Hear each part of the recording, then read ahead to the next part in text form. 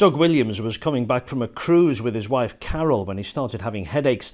When they got home, he was taken to the Royal Derby Hospital. He spent 7 days on oxygen. At times, he was fighting for his life.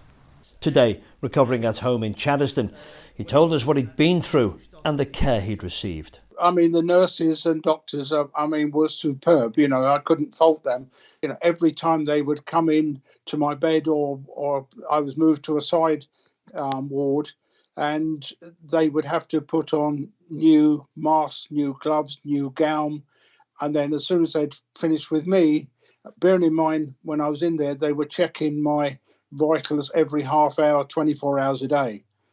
So, and then they'd have to change to go and see somebody else.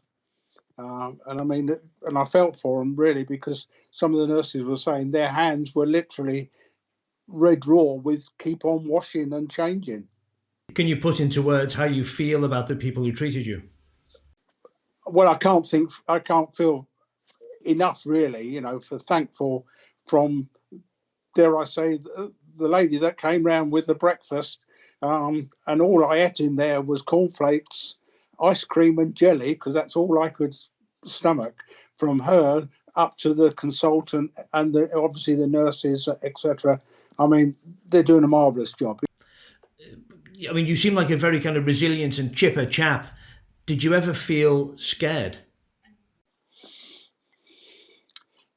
No, not scared. The thought was there that I had to get better. And remembering the last thing my wife said, you must get better, The message, of course, which the government and the health authorities are pushing out is that people should stay at home. How do you feel about that?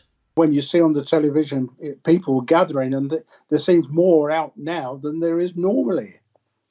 So terrible. I think it's bad. That's the only way we're going.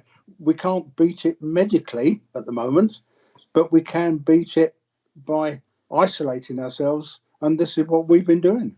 Isolating and thankfully now getting better. Mark Gough, ITV News.